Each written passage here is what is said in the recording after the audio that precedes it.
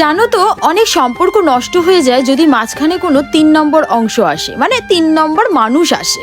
সত্যি বলতে ৩ নম্বর মানুষটার জন্য অনেক সুন্দর সম্পর্ক, সে যে সম্পর্কটা ভালোবাসার সম্পর্কই হোক না কেন, বন্ধুত্বের সম্পর্কই হোক না কেন, বা যে কোনো সম্পর্ক হোক না কেন, দাদা দিদি বা ভাই বোন, যে কোনো সম্পর্ক নষ্ট হয় ৩ নম্বর মানুষ, যে ৩ নম্বর যে মানুষটা আসে লাইফে, সেই মানুষটার জন্য।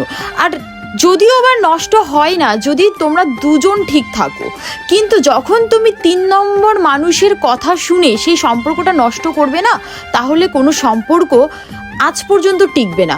আরেকটা কথা আমি বলতে চাই, তুমি ৩ নম্বর মানুষের কথা শুনবেই বা কেন, বা ৩ নম্বর মানুষ তোমার ব্যাপারে কি বলছে তুমি কি সেটা জানো? তুমি সেটা জানোই না।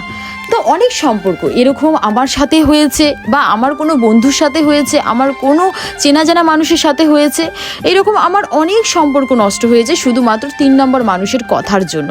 আর আমার মনে হয় কি, যে আমি কেন ৩ নম্বর মানুষের কথা শুনবো বা কথা জানবো। আর আরেকটা কথা, যে সম্পর্কটা তুমি যদি চাও না টেকানোর, সেই সম্পর্কটা তুমি পারবে টেকাতে, কিন্তু তুমি নিজে থেকেই যদি না চাও যে তুমি টেকাবে না, তাহলে কিন্তু সেই সম্পর্ক কখনো টিকবে না। তো আমার ক্ষেত্রেও সেটা হয়েছে, বা আরও অনেক মানুষের ক্ষেত্রেও হয়েছে। আমি কি কথাগুলি ভুল বললাম? যদি তোমরা বলো যে ভুল বলেছি, কমেন্ট করে জানাবে। আর তোমাদের যদি মনে হয় যে তোমরাও যে একমত, সেটাও কমেন্ট করে জানাবে, যে অনেক সম্পর্ক ৩ নম্বর মানুষের কথাই নষ্ট হয়। যাই হোক, এই নিয়ে আর আলোচনা করতে চাই না, যেটুকু বলার সেটুকু বললাম। তো এই ভিডিওটা কিন্তু তোমরা দেখতে পাচ্ছ, এটা ছিল বাতকুল্লার, আর বাতকুল্লার দুর্গাপূজার, মানে 2025-এর দুর্গাপূজার ভিডিও আমি এখন আপলোড করছি গাইজ, কি বলবো। যাই হোক, আমি একটা পান খেয়ে নিলাম। পান মানে আমি খাই না, আগের বার দুর্গাপূজায় বাতকুল্লা এসেই পান খেয়েছিলাম, আবার নেক্সট ইয়ার দুর্গাপূজায় বাতকুল্লা এসে পান খেয়েছি।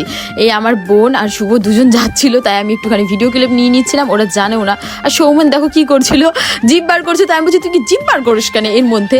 যাই হোক, আমরা সবাই মিলে অনেক আনন্দ করেছি। আর সেদিন আমার 5 লাখ ফলোয়ার্স কমপ্লিট হয়েছিল আমার ফেসবুক আইডিতে, পায়েল দাস আইডিতে।